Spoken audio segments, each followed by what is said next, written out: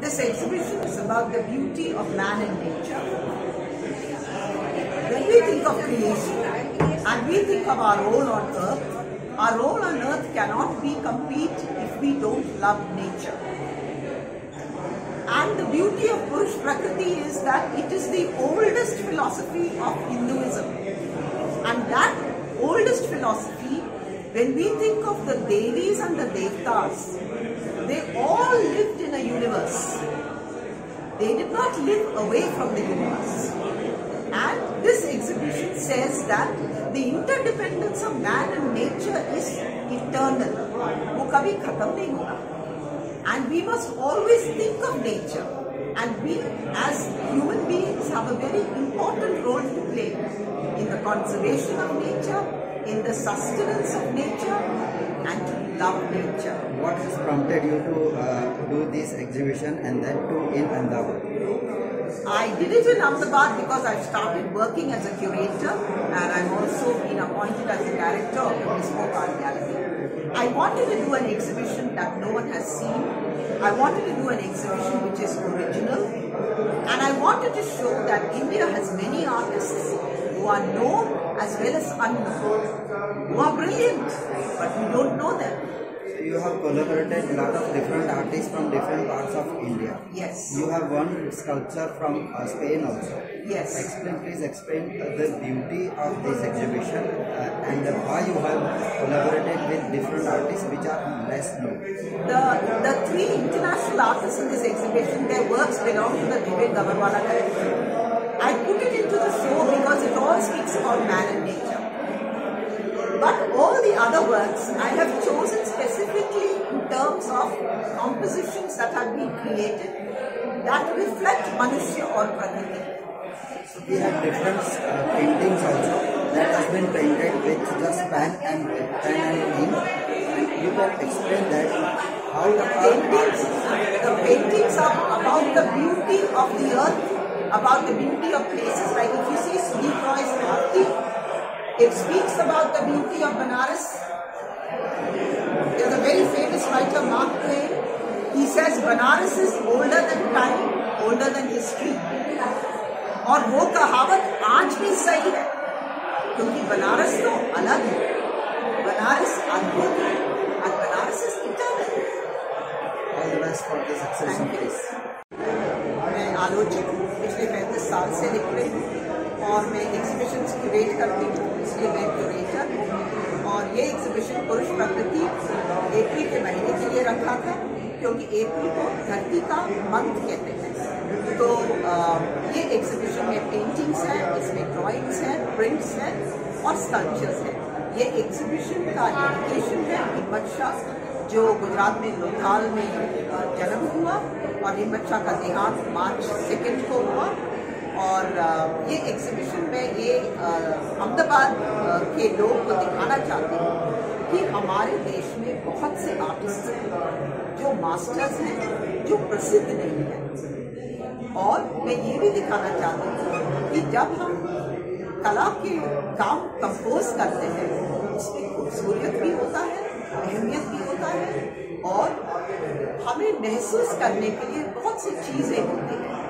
तो the most important thing in art is to create an experience for humans.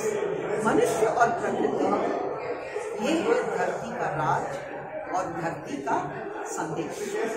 Exhibition कब? Exhibition जून 10 तक होगा और मुझे यकीन है कि अहमदाबाद के लोग आके देखेंगे क्योंकि दिलचस्प है.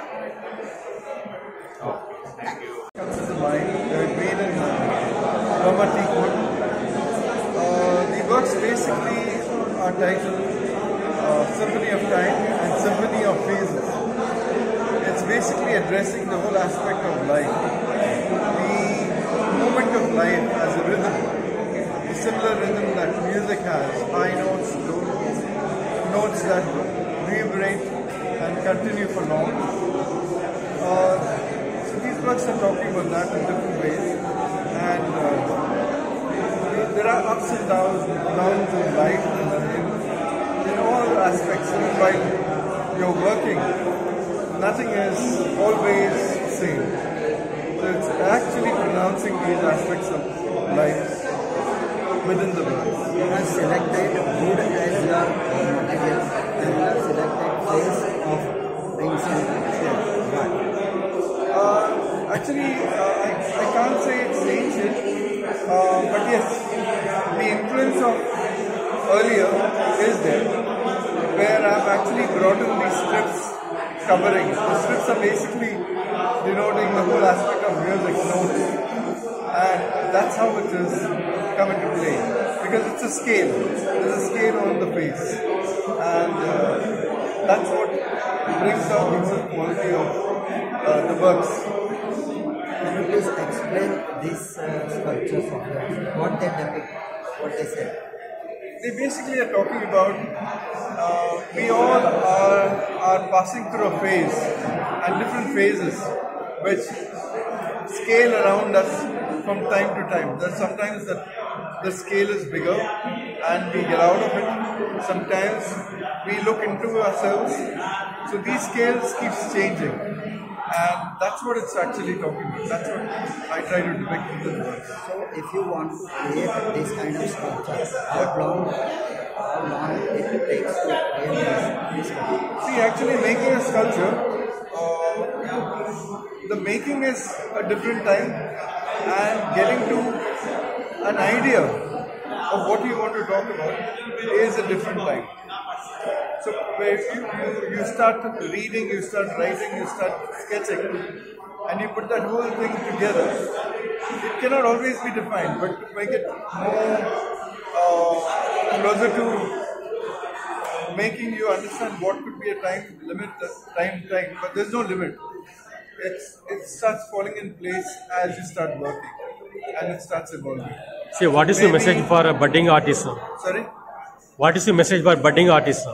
Budding artists, be honest to yourself and your work, and keep working. There's nothing without discipline. So when you decide get this kind of sculpture I want to create, what is your process? Means first you read, research, then you sketch, then you think in your mind, and then you create. Yes, you always read. So reading is a part of life. But how you translate what you read and what catches you, that's most important. And how you translate what you read into words, into visuals, into an emotion. And I think that's where it gets absorbed and translated into the world. So once when you create a sculpture, your thought process, there may be at times when you think that this is not what I actually wanted. So how many times you yourself destroy that sculpture? That this is not what I wanted. No, there are times when the work, while carving, you know that there is a confusion. So I keep it aside. I keep the work aside. Then I get on to something that is resolved and start working. In the meantime, this work gets resolved. So if I find at any point there is a confusion between what I started with and the imagery is now changing. Because when you work in wood,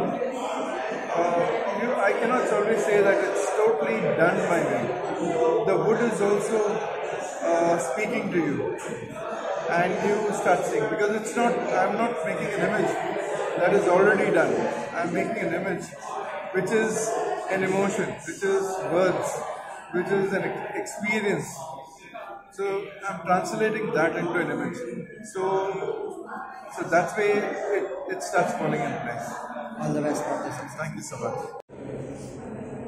Pune Bhatnagar, the Buddha.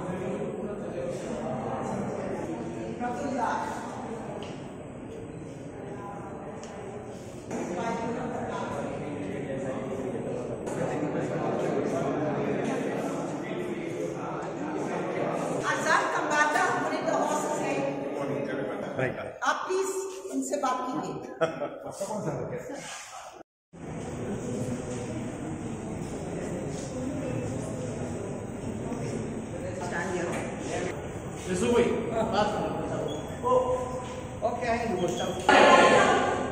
किताब के बारे में हमारे देश के बहुत प्रसिद्ध सैयद हैदर रजा and a lot of other artists जिनके साथ मैंने काम किए हैं, जिनके शोज क्यूरेट किए हैं।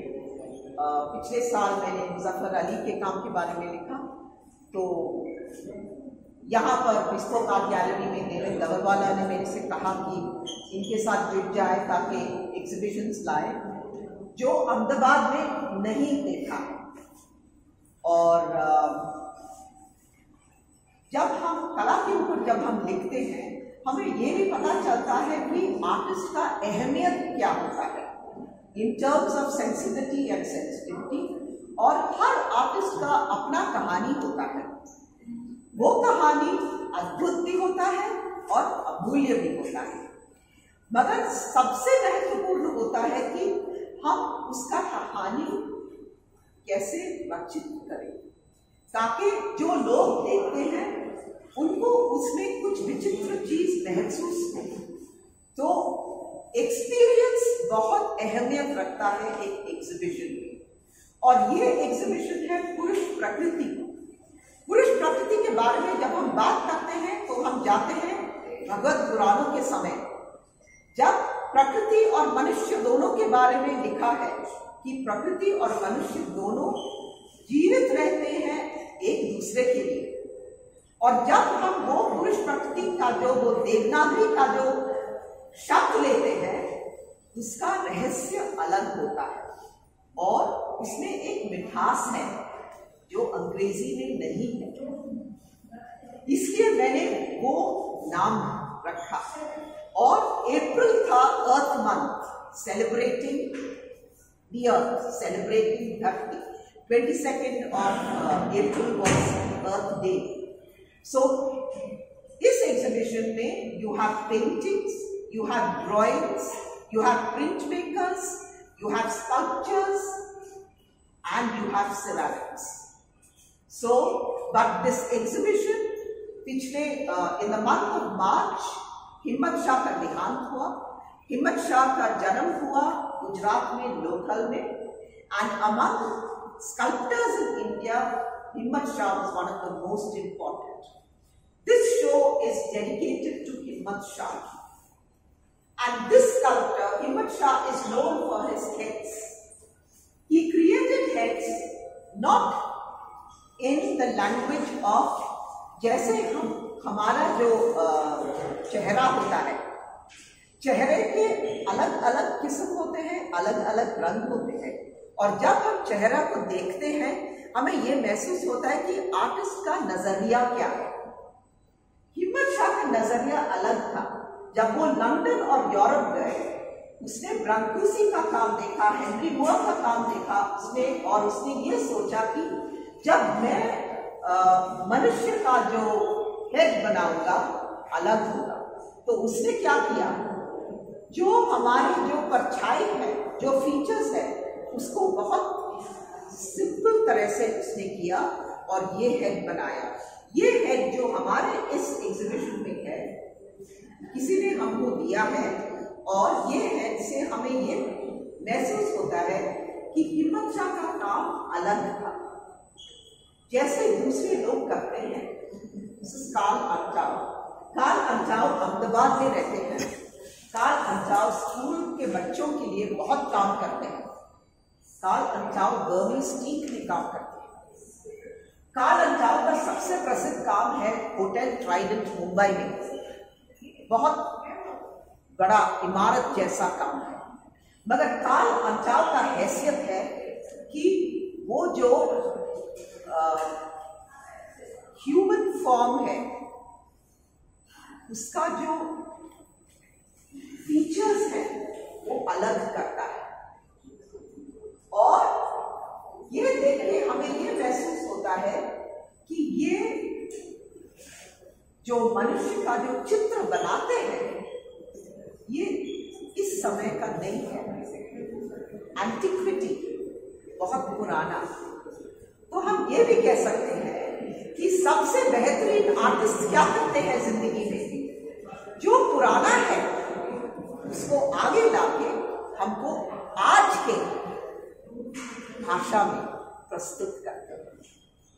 And that is the beauty of this exhibition.